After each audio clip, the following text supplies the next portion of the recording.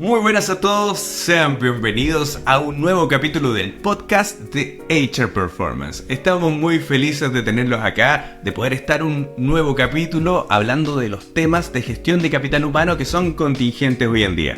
Así que, si eres un dueño de negocio, si eres un líder de equipo o si estás en un área de gestión de capital humano, estos temas te van a interesar. Así también queremos dar gracias a todos aquellos que se han transformado en nuestros clientes en el último tiempo. Gracias por confiar en HR Performance para sus proyectos de gestión de capital humano. Y si tú también que estás escuchando tienes algún desafío en, por ejemplo, reclutamiento, en lo que tiene que ver con liderazgo, en coaching de equipos y necesitas algo de esto, siempre puedes contactarnos. Así que felices estamos de toda la audiencia que se ha dado el tiempo de darle me gusta, comentar y obviamente de compartir esto con las personas que les pueden servir. Así que, sin más dilación, te queremos dar la bienvenida a un nuevo capítulo con un tema súper interesante. Y bueno, nuestro capítulo de hoy día me acompaña Ezequiel Conesa. ¿Cómo estás, Ezequiel? Hola, Jonah, ¿cómo estás? Muy contento de estar en el cuarto capítulo de nuestro podcast. Y que me resulta cada vez más divertido y cada vez más interesante hacerlo, porque siempre tenemos temas de conversación interesantes para compartir. Y en especial hoy día tenemos un tema súper interesante que para nosotros de verdad es muy importante dentro de HR Performance. Cuéntanos, Ezequiel, ¿quién nos acompaña? Bueno, justamente hoy vamos a hablar de un tema que es fundamental para el capital humano, que es el liderazgo. Y hoy nos acompaña nada menos que Rodrigo del Val, socio de HR Performance. Rodrigo es un consultor con muchísimos años de experiencia, formado con Stephen Covey en los 7 hábitos de la gente altamente eficaz. Rodrigo ha sido rector de la Universidad de Anáhuac del campus Oaxaca durante 13 años, ¿verdad, Rodrigo? Así es. Y además es autor de un libro ideal para el tema de hoy, que se llama De jefe insoportable al líder inspirador en 90 días. Así que, Rodrigo, un gusto tenerte aquí para hablar de liderazgo. Bienvenido. Gracias Ezequiel, gracias Jonah por esta oportunidad de conversar con ustedes. Un reto conversar con gente tan experimentada como ustedes. Oye, habla por Ezequiel, ¿eh? Yo soy un jovencillo. Para mí el reto es hablar contigo, Rodrigo, pero bueno, vamos. Yo vengo a clase. Vamos a hacerlo divertido. Oye, para mí cada podcast es una clase, así que yo vine a clase hoy día, no tengo un problema en aceptarlo. Sí, bueno, Rodrigo, el tema de hoy es liderazgo. ¿Cómo encaramos el tema de liderazgo? Hay una frase que vos dijiste en un video que está publicado también en las redes nuestras de HR Performance. Decís, el jefe no está para que la gente haga lo que la gente ya sabe hacer. Entonces, ¿qué es el liderazgo? Sí, esa frase dice, nadie necesita un líder para hacer lo que ya está haciendo. En ese sentido, el líder se debe percibir a sí mismo como un agente de cambio. Si las cosas permanecen idénticas con nuestra presencia, pues no podemos hablar realmente de liderazgo. Ya ves que se suele hacer esta distinción entre liderazgo y gerencia, ¿no?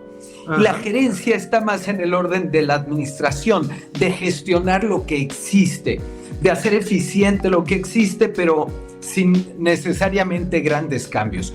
El liderazgo implica, sí, una idea de cambio y con lo que eso implica de enfrentar resistencias, de tener una visión, de involucrar al equipo, de dirigir de una manera más democrática. Así que efectivamente, qué bueno que has empezado con esa frase porque nos remite a la misión fundamental del líder, que es pues ser un agente de cambio. Antes de meternos derecho al liderazgo, yo creo que es súper importante, Rodrigo, que nos cuentes un poco cómo llegas tú a estudiar tanto el tema de liderazgo y por qué se transformó en algo que has dedicado tu vida hoy día y lo enseñas. Muy buena pregunta y no estoy seguro de saber la respuesta. Desde que terminé mis estudios de doctorado, tuve la inquietud de formar en liderazgo. Yo dejé el negocio familiar y fundé un pequeño centro de capacitación en ese entonces dirigido a la formación de liderazgo en jóvenes. Fue después que conocí el libro de los 7 hábitos, me impactó, me cambió la vida y me convertí en consultor de Franklin Covey, en aquel entonces Covey Leadership Center. Pero siempre tuve la vocación por el tema formativo, siempre me interesó el tema del liderazgo y no te sé decir más. Oye, está perfecto porque esas casualidades y haber construido esto todo el tiempo, dedicar tu vida, ¿cierto?, a este tema, habla de la importancia que tiene. Me imagino que ha sido transversal, ¿cierto?, a todas las cosas que has hecho y ha impactado. Sabemos el liderazgo impacta en todas las cosas que hoy día hacemos y ejercemos cuando tenemos gente a cargo. Y de hecho, hay una frase que a mí me gusta mucho y que es que la gente no renuncia a los trabajos, renuncia a los malos jefes, ¿cierto? Y eso abre mi pregunta, y es como, ¿cómo hoy día las empresas toman conciencia, y ves tú qué están haciendo de tomar conciencia de que el liderazgo es clave, es un apalancador total de los resultados? Sí, fíjate que sí hay un surgimiento de conciencia, qué buena palabra has usado, porque esa es la palabra correcta, es literalmente tomar conciencia del impacto que el liderazgo tiene. Y esto que tú has dicho se refuerza con las estadísticas, que la gente no renuncia a sus trabajos sino a los jefes. Hay una reciente estadística de Gallup, una de las más grandes encuestadoras del mundo, cuyos datos están muy validados, que dice que el 85% de los colaboradores encuestados no se sienten realmente involucrados, motivados en su trabajo. Engaged, se dice en inglés, y no sé por qué razón me suena más clara la palabra en inglés que en español, de estar involucrados. Pero bueno, el asunto y lo interesante es que entre los factores que los trabajadores atribuyen a su poco engagement, a su poca motivación, es los malos liderazgos. Hasta en un 70% de los encuestados atribuyen a los malos liderazgos su poca motivación. Esto es un impacto tremendo. Pero sabes que a mí me gusta irme a una experiencia que todos hemos vivido. No hay que ser experto en liderazgo, la hemos vivido todos. Y es ese momento de tu bachillerato, de tu preparatoria, en el que estabas un día de mayo, calor insoportable, estabas tu nivel cardíaco y respiratorio era tan bajo que no sabíamos si estabas vivo o disecado, ¿no? Y estás realmente en el sopor del sueño, toca el timbre de la escuela y entra ahora uno de los mejores profesores que has tenido. En minutos tú pasas del sueño profundo al aprendizaje activo por la influencia de una sola persona.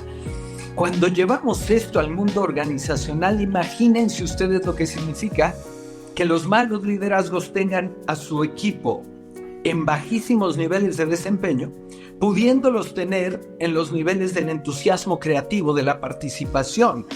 Bueno, el potencial perdido por los malos liderazgos no es muy distinto a ese potencial perdido que todos vivimos en ese día de mayo entre el mal profesor y el buen profesor.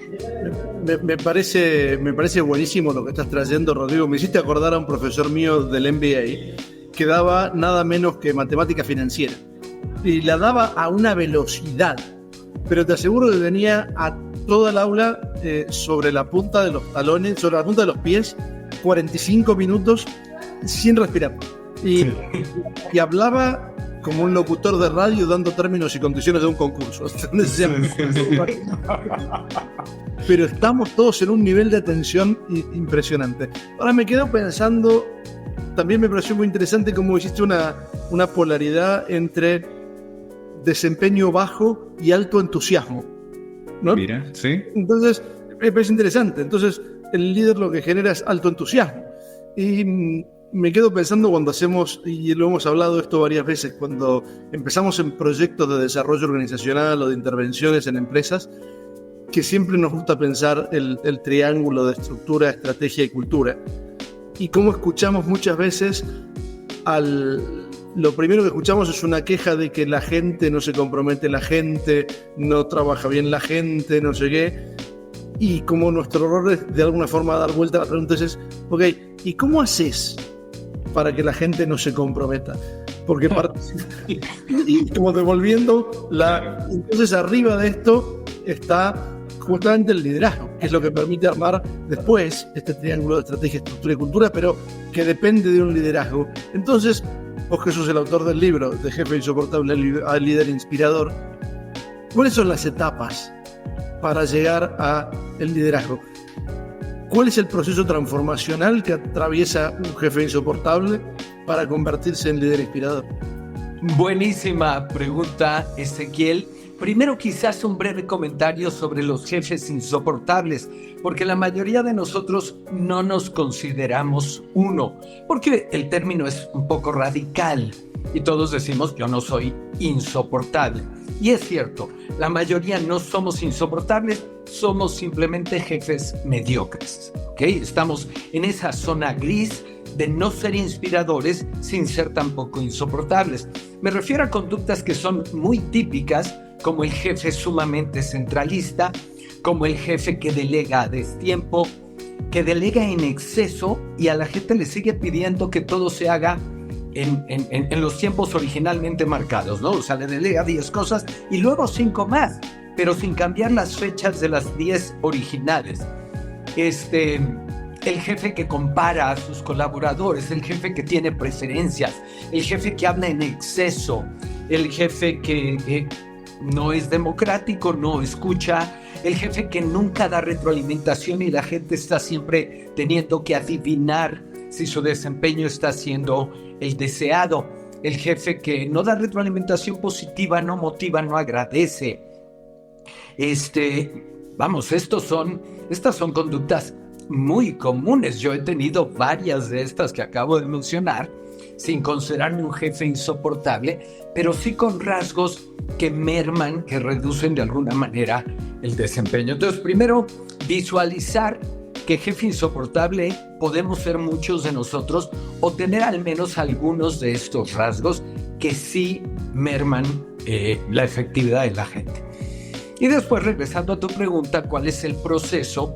Yo he respondido esta pregunta, más bien he recogido la respuesta de Aristóteles en su retórica. Aristóteles se hizo una pregunta muy interesante. ¿Cómo es posible ejercer influencia en otros? Él estaba escribiendo en la retórica a los oradores de su tiempo, pero lo que respondió aplica perfectamente a todos los que queremos ejercer influencia. Y él dijo, hay 3 pasos en este proceso del que tú me preguntas. Ethos, pathos, logos.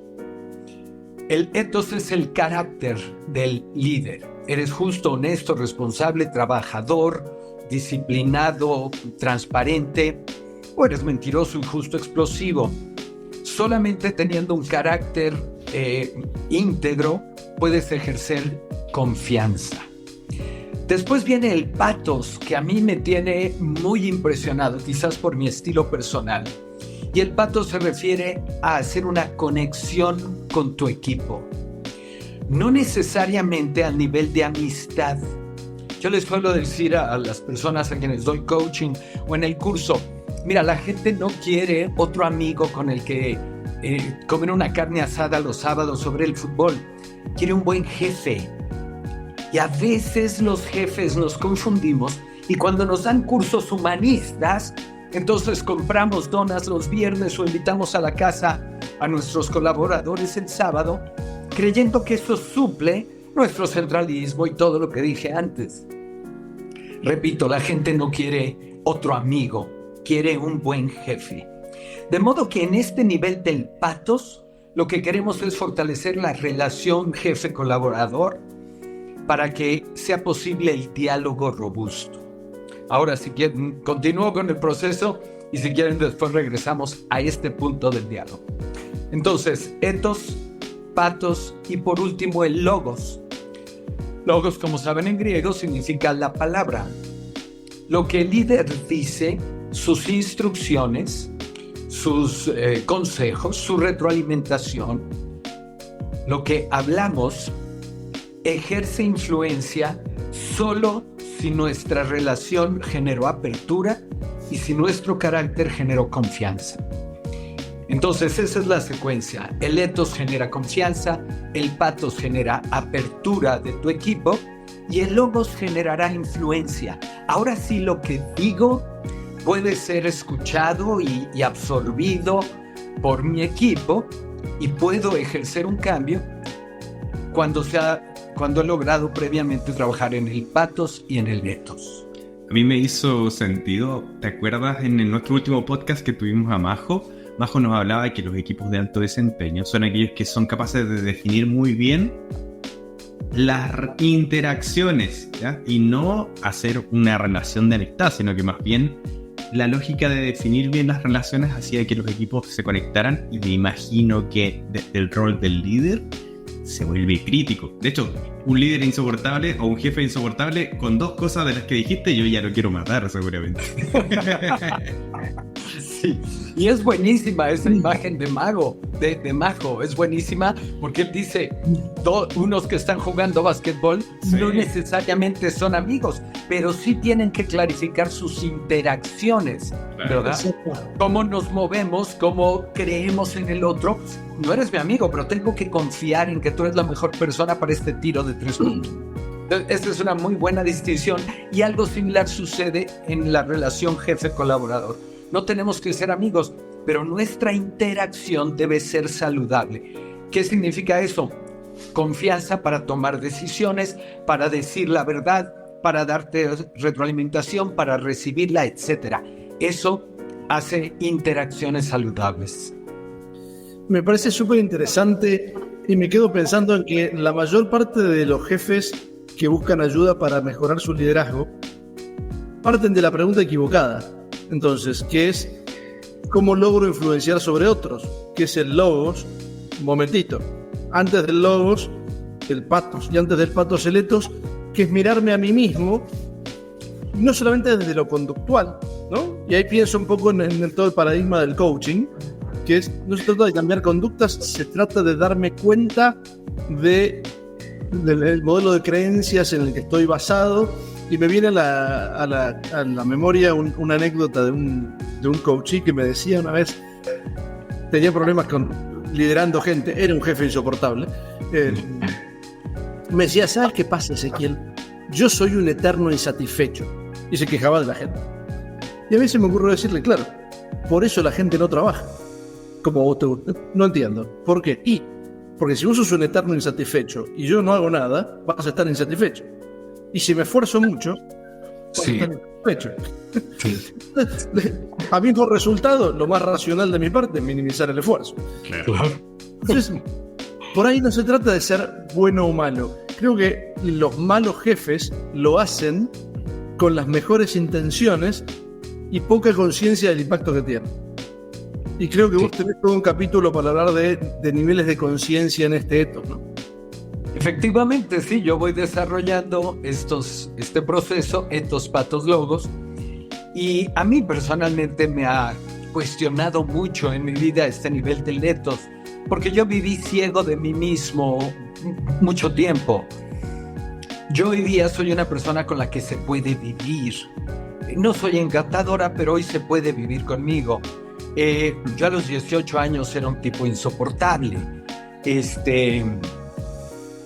A veces soy duro conmigo, sí, yo tenía amigos, pero era un tipo muy explosivo. Yo me enojaba con mucha frecuencia, con mucha intensidad, pero yo vivía ciego de mí mismo, porque aunque yo me daba cuenta que me enojaba, yo culpaba a otros de mi enojo. ¿Por qué te enojaste por el tráfico? ¿Por qué te enojaste por el calor de Veracruz, donde yo vivía? ¿Por qué te enojaste por el error de mi secretaria? ¿Por qué te enojaste por la impuntualidad del entrenador en el equipo de fútbol de mis hijos? Y así es como vivimos las personas ciegas, siempre culpando y siempre mirando hacia afuera, no haciendo introspección, que etimológicamente significa mirar hacia adentro. Y entonces, cuando yo leo el libro de los 7 hábitos, ya había trabajado en estos cursos que les dije que daba para jóvenes. Ya una hermana mía, psicóloga, me había ido metiendo un poco hacia mí mismo, pero el El caerme del caballo me lo da Stephen Covey con los 7 hábitos, cuando habla de la proactividad y dice: tú eres responsable de tus respuestas. Asume la responsabilidad. Nadie te ha hecho enojar. Escogiste enojarte. ¿Quién va a escoger enojarse? Es una tontería. Sí, efectivamente. Y yo suelo contar la anécdota de ir al partido de fútbol, nos deja plantado el equipo contrario, yo me enojo y la señora de junto dice: ay, qué bien, vámonos a desayunar.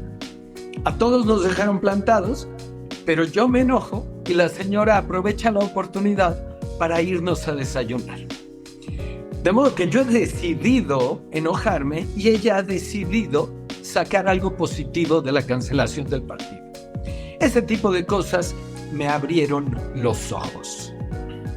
Y entonces, por eso me he dedicado en parte en el libro, digo, porque lo dijo Aristóteles, y por esta experiencia personal, a enfatizar la relevancia del darnos cuenta de nosotros mismos. Y efectivamente ahí desarrollo 4 niveles de conciencia. El más básico es mirar hacia afuera y solamente ver los hechos, lo que sucedió. La gente llegó tarde a la junta fue improductiva. No se tomaron notas, la tendencia de ventas ha bajado. El segundo nivel es concentrarme en los otros, lo que tú has dicho, el jefe que siempre culpa al equipo. Ellos no se motivan, ellos no le echan ganas, ellos no entienden. El tercer nivel es verme a mí mismo, pero solo a nivel de mis conductas. Por ejemplo, esta junta fue improductiva, Juan y Ana llegaron tarde. En el tercer nivel, yo asumo la responsabilidad y digo: yo los convoqué con poca anticipación. Mi equipo tiene mal desempeño, es segundo nivel de conciencia, es hablar de ellos. En el tercero, asumo parte de la responsabilidad y digo: yo no les he dado retroalimentación.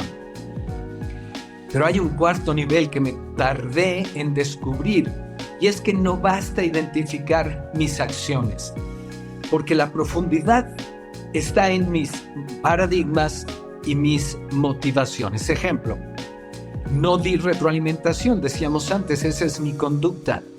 Me cuesta confrontar a la gente, es ir a mi interior.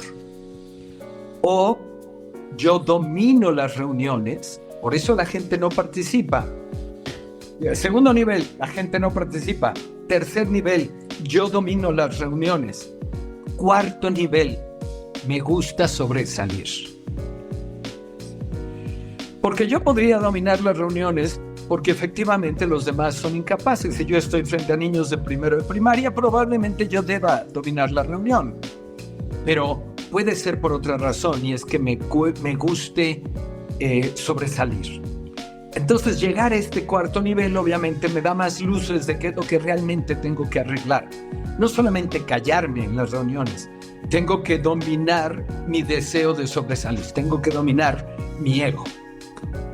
A mí me gustó mucho algo que dijiste, y que yo lo aprendí de otra forma, pero siempre me dijeron que el dolor era inevitable, pero que el sufrimiento era opcional.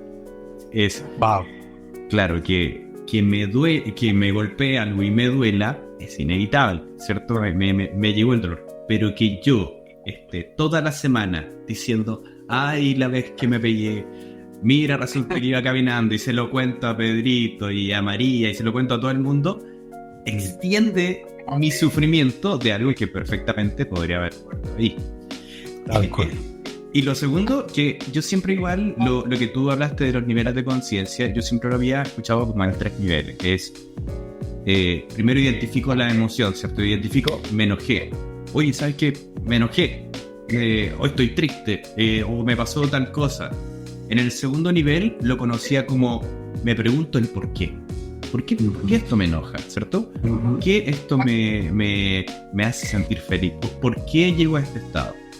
Y en el tercer nivel estaba ¿cuál es el valor que tengo insertado dentro de mí que me hace sentir así? Entonces, por ejemplo, es lo que decías tú, como me enoja que los demás lleguen tarde porque yo tengo la creencia que me criaron, ¿cierto? Mi papá me inculcó que llegar 5 minutos antes era llegar a la hora, y llegar a la hora era llegar tarde.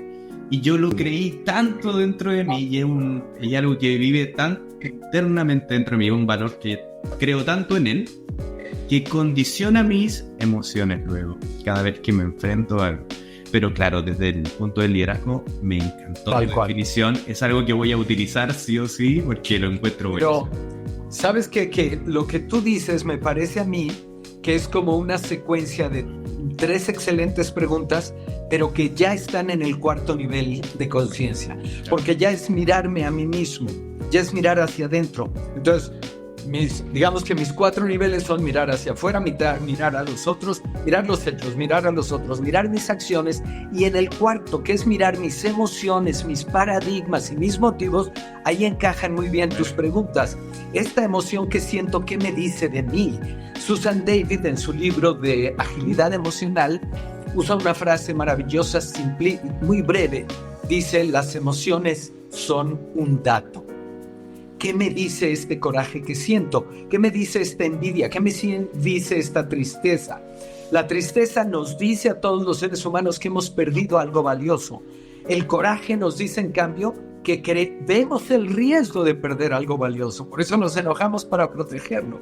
Todavía no lo hemos perdido. La tristeza se da cuando ya se ha perdido algo valioso. Se fue el hijo que quiero, la novia me dejó, mi coche de los años 70 fue pérdida total.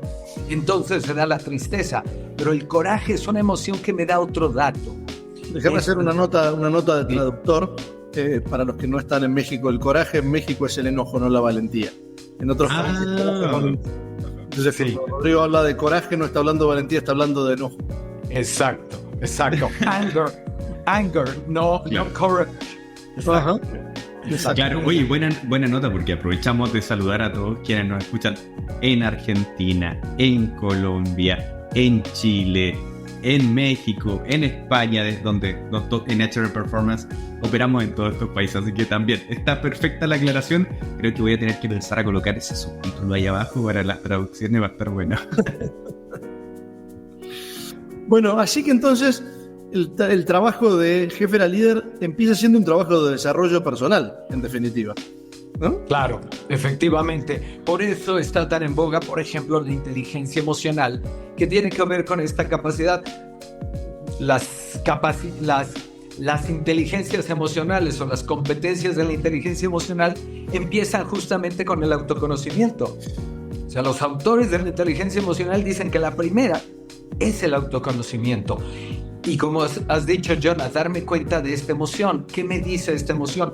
¿Qué me activa esta emoción? ¿Cuál es el disparador, el trigger de esta emoción? Pero también otros aspectos de mi autoconocimiento, en qué soy fuerte, en qué soy débil, cosa utilísima para aceptar ciertos retos y renunciar a otros. Por ejemplo, oye, ¿te lanzas a tal cosa? No soy un buen vendedor. O te lanzas a tal cosa, no soy un buen administrador. Pero en cambio, yo te arranco cualquier cosa, ¿no? O sea, soy más emprendedor que administrador. O a la inversa, soy más administrador que emprendedor. Bueno, saber esto obviamente es muy útil para insertarnos en el mundo laboral, no solo para tener éxito, sino para lo que hoy se llama estar en este estado de flow, ¿no? Donde estoy en mi ambiente, en mi entorno. ¿Cuál es el término en español? Digamos, estoy en mi... ¿Cómo decimos en español? Estoy en mi zona, ¿no? Estoy en la zona, sí. Sí, es en la zona, pero creo que decimos en flow también. Sí. Entonces, bueno, todo esto tiene que ver con autoconocimiento, de modo que coincido contigo, Ezequiel. El trabajo de liderazgo es primeramente un trabajo de dirigirme a mí mismo, ¿no? Que es otra forma de decir, hay quien habla de niveles de liderazgo y dice, primero el liderazgo personal, luego el interpersonal y luego el organizacional. Correcto. ¿No? Bien. Ahora, una vez que me conozco a mí mismo y he avanzado en estos 4 niveles de conciencia, que creo que lo podemos de alguna forma resumir en cuando me doy cuenta de que soy parte del problema, entonces puedo ser parte de la solución. Exacto. Pasamos del ethos al pathos. Correcto. Y ahí empezamos a construir la relación con los otros. Exacto, y aquí hay 2 cosas que deben ser nuestro eje. Primero, crear un entorno de seguridad. Los seres humanos hemos heredado del mundo animal, en la amígdala, esta reacción de supervivencia, fly, fight or freeze, ¿no? Agresión, huida o nos quedamos congelados. Entonces, cuando por alguna razón nos sentimos inseguros, solemos responder de estas maneras. La agresión es muy evidente, ciertos estilos de liderazgo dictatoriales, despóticos, pero suele pasar desapercibido el silencio, que es la huida. Y valga la redundancia, es una enfermedad silenciosa. Porque la enfermedad misma se llama silencio. ¿Me explico? Entonces, no es tan evidente o sea, no me sale un chichón. No vemos nada en el silencio. Entonces, a veces es más peligrosa porque pasa desapercibida. Es decir, en una reunión hay una persona que interrumpe, que critica, que grita y todo el mundo la nota. Y los otros dos que no han dicho nada en la reunión y que resultan igual de improductivos que el gritón quejoso, esos, pues bueno, no parecen tan dañinos, ¿me explico? Pero la realidad es que... Los que después en la máquina de café dicen, vas a ver que el proyecto no le sale. Tal cual. Yo le llamo la junta después de la junta. En esa sí hablan. En la junta, exacto, después de la junta, en esa sí hablan. Bueno, esto es injusto para la organización y se está perdiendo muchísima información valiosa. Es curioso porque pues es que me dejas pensando en la pirámide de las 5 disfunciones de los equipos de Patrick Lencioni, que pone como base la confianza, y la enfermedad de la que él habla es ese mismo. 5 dysfunctions of a team. Ese mismo. Y donde ese silencio del que vos hablas, él lo llama la falsa armonía, ¿no? Sí. Donde, sí, ¿qué tal el equipo? Bien, anda fantástico, nadie se pelea con nadie. Sí.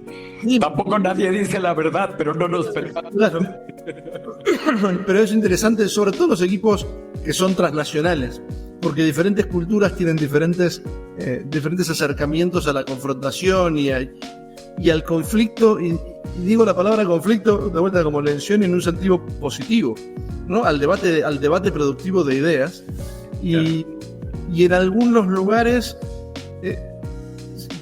se ve mejor la confrontación que en otros. Yo recuerdo en una reunión de trabajo que había un montón de latinos alrededor de la mesa, era la mesa de la cena, ya había terminado la reunión de trabajo, y de repente un americano que estaba sentado al lado mío me toca el hombro y me dice: Ezequiel, ¿por qué se pelean? Porque no entendía castellano, le escuchaba el tono nada más. Me sorprendió, le digo: no estamos peleando, estamos conversando amigablemente. Sí, oye, ¿y cómo de importante? Fútbol. Sí, y cómo es de importante el hecho de que estas voces, que muchas veces son silenciosas en esos momentos, pero luego se manifiestan, ejercen un liderazgo, porque efectivamente se hacen cargo, ¿cierto?, de la emoción, se hacen cargo de lo que el equipo siente y movilizan generando una visión diferente. O sea, es como, siempre se me explicó esta diferenciación como la división, como dos visiones, ¿cierto? Y tenemos justamente equipos que no funcionan porque existe este liderazgo, ¿cierto?, asolapado, que genera una visión diferente y que hace, como dices tú, en el segundo nivel, logra recoger al grupo silenciosamente y genera esta segunda visión. Me pareció genial el ejemplo que dieron. Sí. Y entonces, esto parece fácil, pero no lo es, crear entornos de seguridad, porque significa no imponer, no imponer, no interrumpir al otro, no ser excesivamente crítico, validar y reconocer y apreciar cuando los otros hablan, porque si no la gente se desmotiva. Es decir, es la tercera vez que aporto una idea y nunca se ha ni siquiera considerado. Como tú dijiste antes, me voy por la ley del mínimo esfuerzo. Si obtengo el mismo reconocimiento cuando aporto que cuando no aporto, mejor dejo de aportar. Entonces, primera tarea del líder, crear este entorno de seguridad. Y segundo, que es el punto al que queremos llegar, favorecer el diálogo robusto. Con esto que tú has dicho, el sano conflicto. Decían los romanos, no lo decían en inglés, pero los americanos lo dicen ahora así. Fight and unite. Primero peleamos y después nos unimos. Es decir, hay una fase inicial de discusión, de debate, es la fase de fight, y una vez que se toma una decisión, unite, nos unimos. Entonces, ya tuviste oportunidad de opinar, llegamos a un consenso, que el consenso no es unanimidad. Consenso es, dice Peter Senge en la quinta disciplina, es la oportunidad precisamente de airear todas las alternativas y discutirlas a profundidad con igualdad de condiciones. Si después de esto tomamos una decisión, aunque no haya sido la mía, yo me sumo. Fight and unite. Pero esta fase de fight la pasamos por alto por lo que tú has dicho, por esta falsa armonía. Correcto, creo que tenemos muy inculcado la idea de que disentir es pelear. Sí. Y hay algunas normas básicas como duro con el problema y suave con las personas, como que discutimos sobre un tema, no sobre que yo no esté de acuerdo con tu idea sobre un punto, no quiere decir que no te valide a vos como persona o como profesional. Al contrario, ¿no? Una vez me dijo una persona inteligente, cuando hay dos personas conversando y pensando y están los dos de acuerdo, hay uno de los dos que no está pensando. Sí. Uno de los dos sale sobrando, por lo menos, sí. ¿Verdad? Exactamente.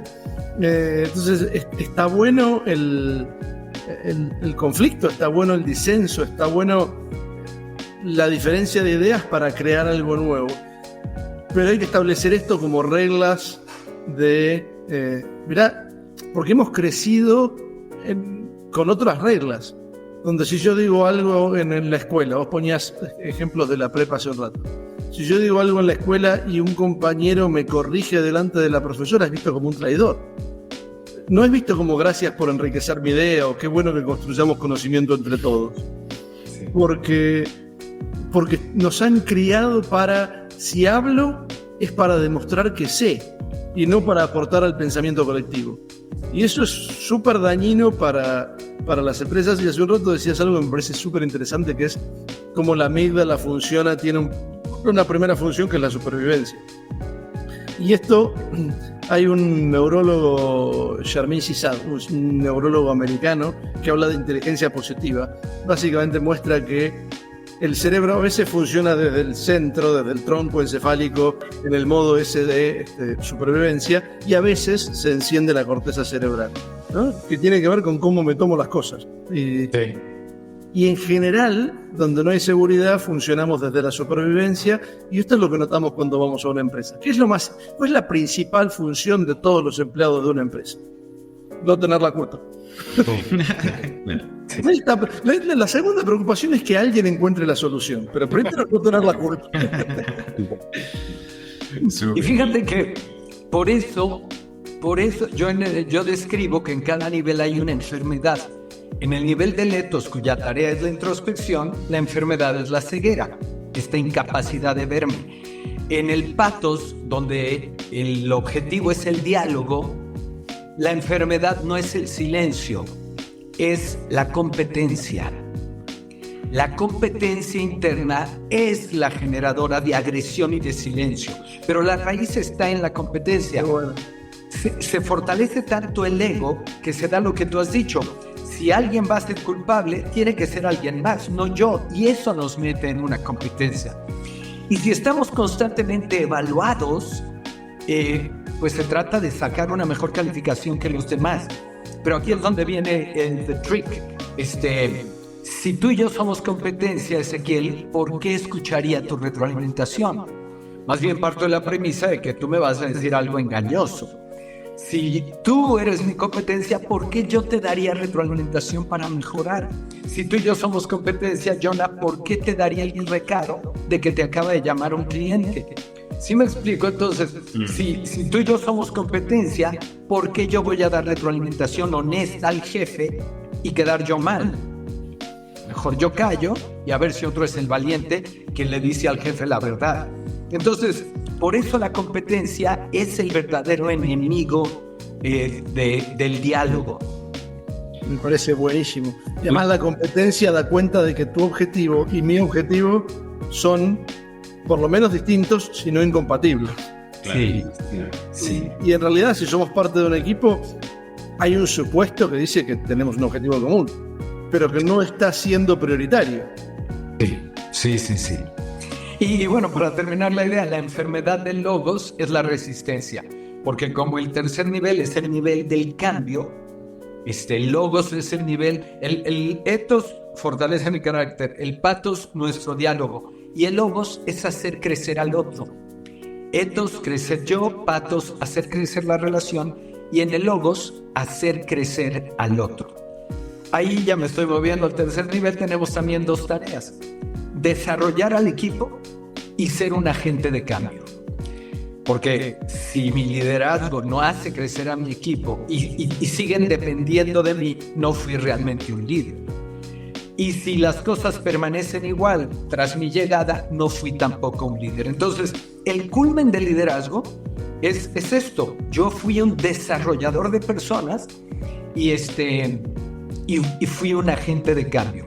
Es interesante que en el libro de Jim Collins, las empresas que sobresalen, recuerdan ustedes que habla del liderazgo de nivel 5. Y los líderes de nivel 5 tienen altísima competencia y altísima humildad. Nos remite al ethos. Pero además dice otra cosa.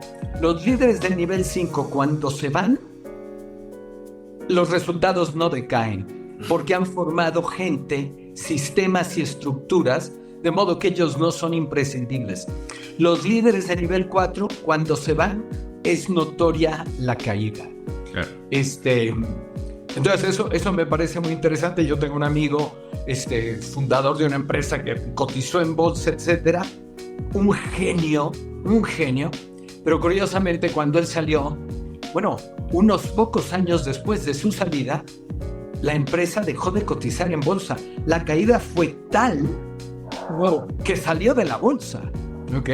O sea, él la construyó prácticamente de cero, la lleva a cotizar en bolsa, valiendo miles de millones de dólares, y 6 años después, 5 años después, ya no estaba cotizando en bolsa. Entonces, a pesar de su genialidad, quizás no tuvo la capacidad de dejar sucesores que mantuvieran ese éxito. Debo decir en su defensa que no quiero dar demasiados datos, pero bueno, que quien tomó la presidencia, la dirección, era uno de los dueños.